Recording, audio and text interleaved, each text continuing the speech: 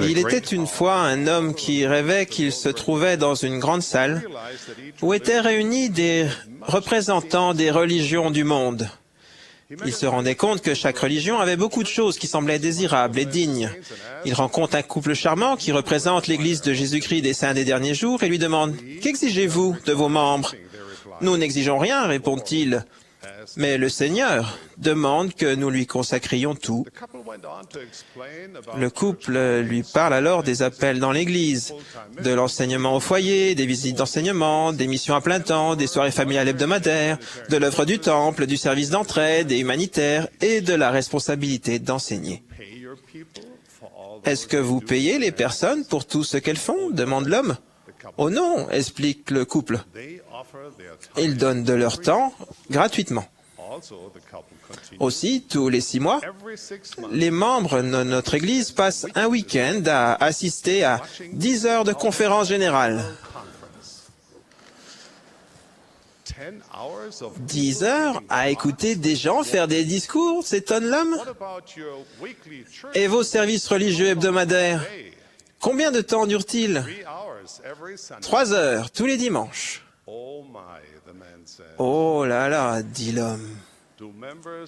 Est-ce que les membres de votre Église font vraiment tout ce que vous dites?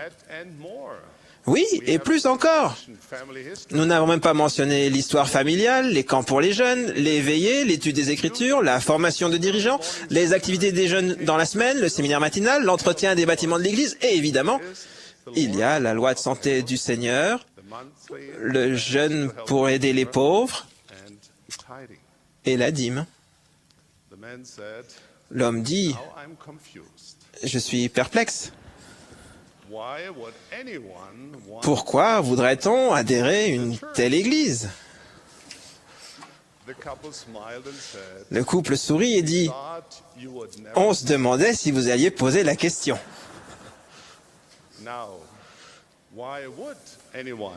Pourquoi voudrait-on adhérer à une telle église? À une époque où de nombreuses églises par le monde connaissent une diminution importante de leurs membres, l'Église de Jésus-Christ des Saints des Derniers Jours est l'une des églises qui grandissent le plus rapidement au monde. Il existe plus de 15 millions maintenant. Il existe de nombreuses raisons à cela, mais je vais vous en présenter quelques-unes. Tout d'abord, l'Église a été rétablie de nos jours par Jésus-Christ lui-même. Vous y trouverez l'autorité d'agir en son nom, de baptiser pour la rémission des péchés, de conférer le don du Saint-Esprit et de sceller sur la terre et dans les cieux. Les personnes qui se joignent à l'Église aiment le Sauveur Jésus-Christ et veulent le suivre. Elles se réjouissent de savoir que Dieu parle de nouveau à l'homme. Quand elles reçoivent des ordonnances de la prêtrise sacrée et font alliance avec Dieu, elles peuvent ressentir son pouvoir dans leur vie. Quand elles entrent dans le Saint-Temple, elles sentent qu'elles sont en sa présence. Quand elles lisent les Saintes Écritures et suivent les enseignements de ces prophètes, elles se rapprochent du Sauveur qu'elles aiment tant. Une autre raison est que l'Église donne des occasions de faire du bien.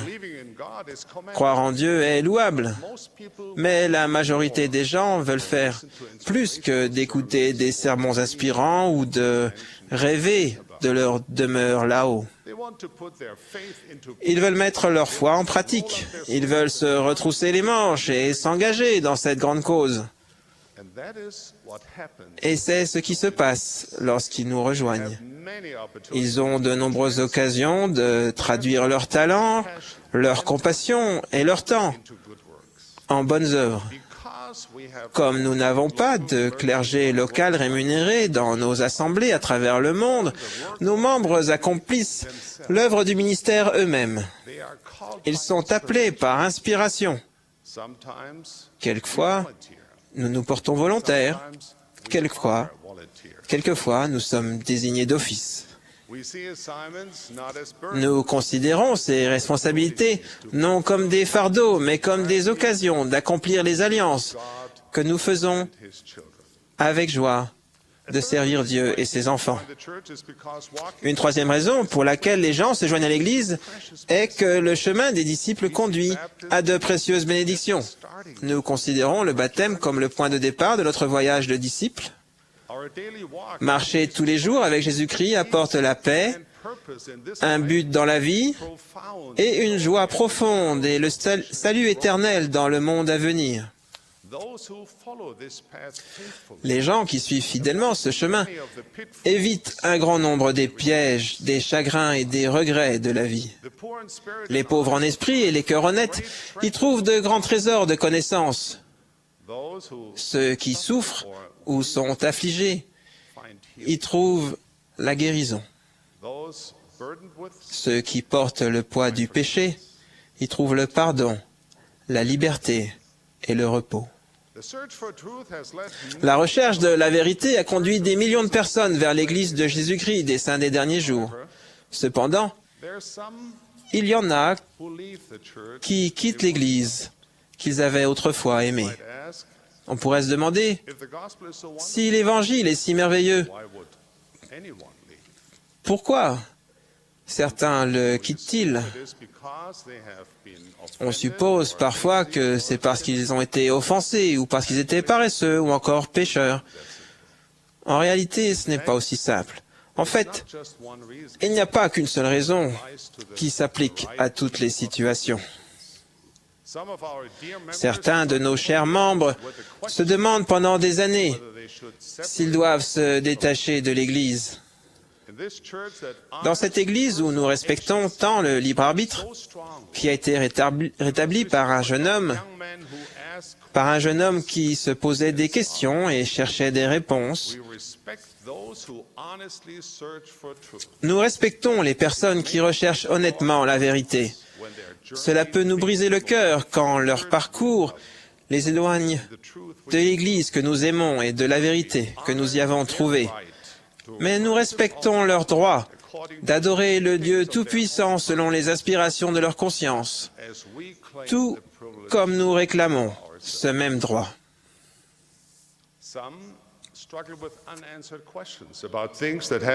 Certains ont des questions restées sans réponse à propos de choses qui ont été faites ou dites dans le passé.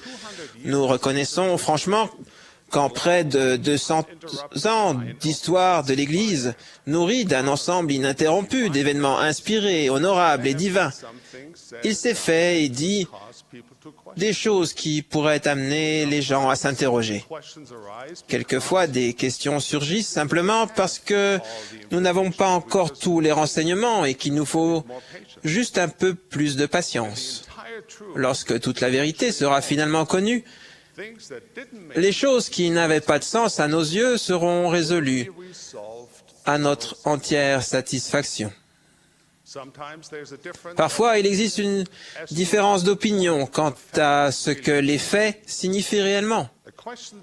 Une question qui suscite le doute chez certains peut, après une étude minutieuse, édifier la foi chez d'autres.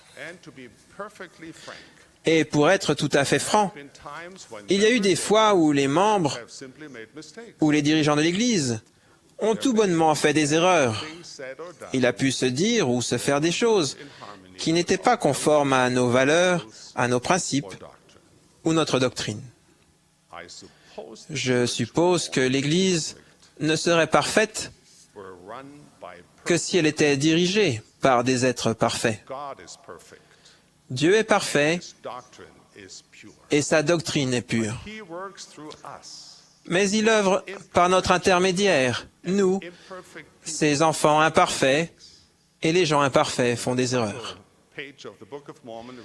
Dans la page de titre du livre de Mormon, nous lisons « Et maintenant, s'il y a des fautes, ce sont les erreurs des hommes.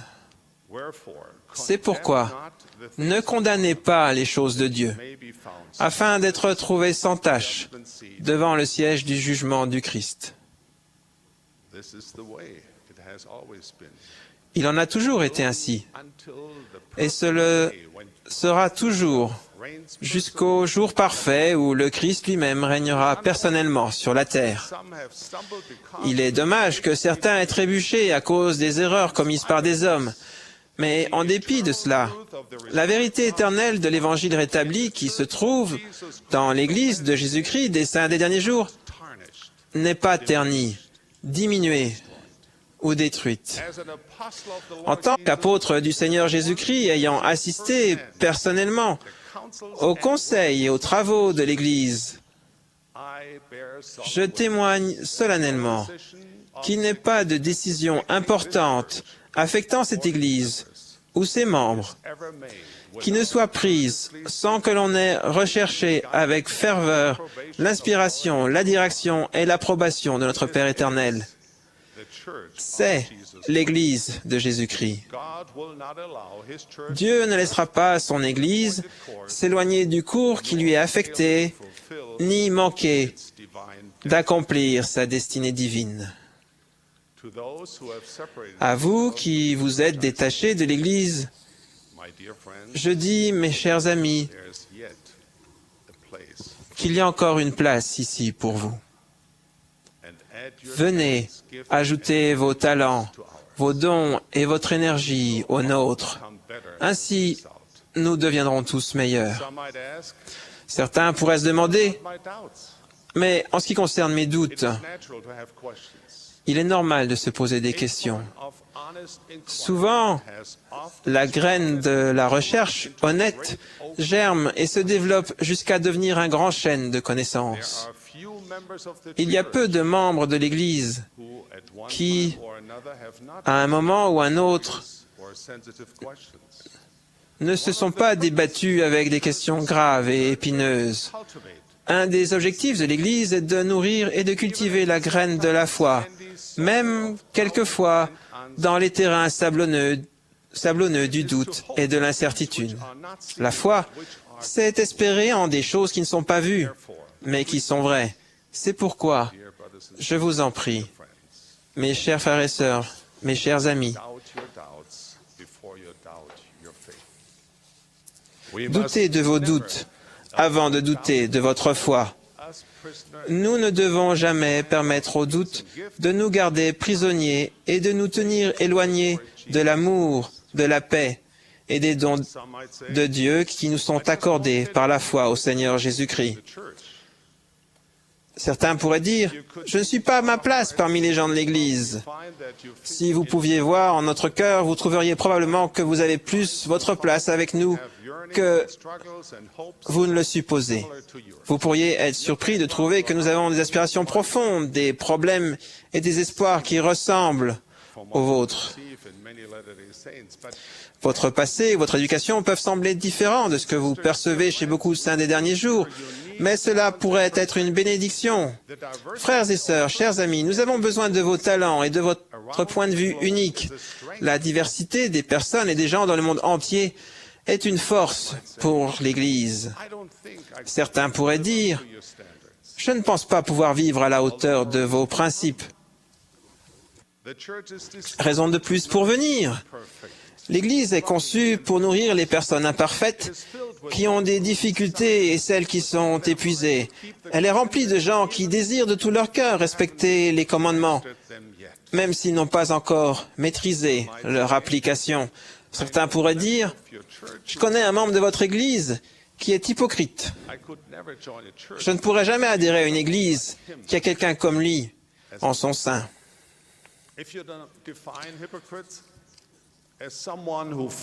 Nous sommes tous des hypocrites si vous définissez l'hypocrite comme quelqu'un qui ne réussit pas à vivre parfaitement ce qu'il croit. Nul parmi nous n'est tout à fait semblable au Christ, comme nous savons que nous devrions l'être. Mais nous aspirons sincèrement à surmonter nos fautes et le désir de péché qui est en nous pour devenir meilleurs avec l'aide de l'expiation de Jésus-Christ. Si c'est ce que vous désirez, alors, quelle que soit votre situation, votre histoire personnelle ou la force de votre témoignage, il y a de la place pour vous dans l'Église. Venez nous rejoindre. En dépit de nos imperfections humaines, je suis convaincu que vous trouverez parmi les membres de l'Église un grand nombre des plus belles âmes que ce monde a à offrir. L'Église de Jésus-Christ semble attirer les personnes aimables, bienveillantes, honnêtes et industrieuses. Si vous vous attendez à y trouver des gens parfaits, vous allez être déçus.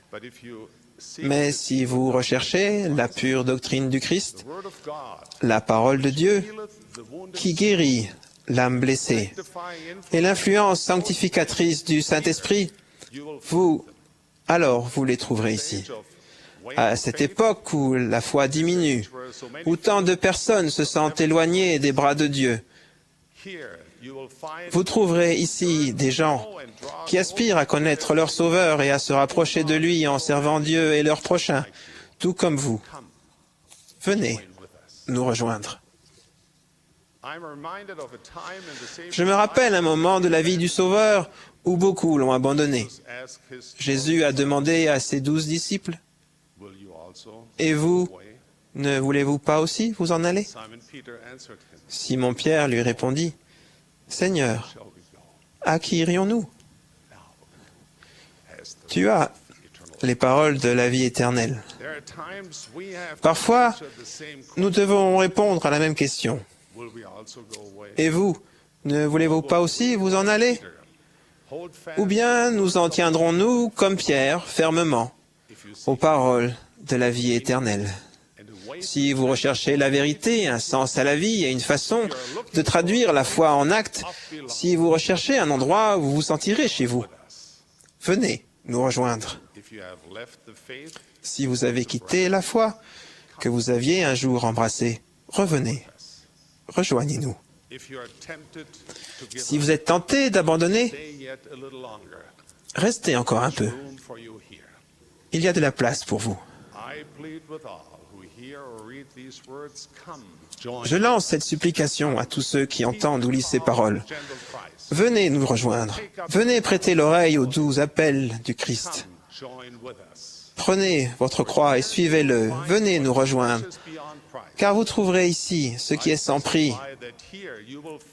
Je témoigne que vous y trouverez les paroles de la vie éternelle, la promesse de la rédemption bénie, le chemin qui mène à la paix et au bonheur. Je prie sincèrement pour que votre quête de la vérité suscite en votre cœur le désir de nous rejoindre. Au nom sacré de Jésus-Christ. Amen.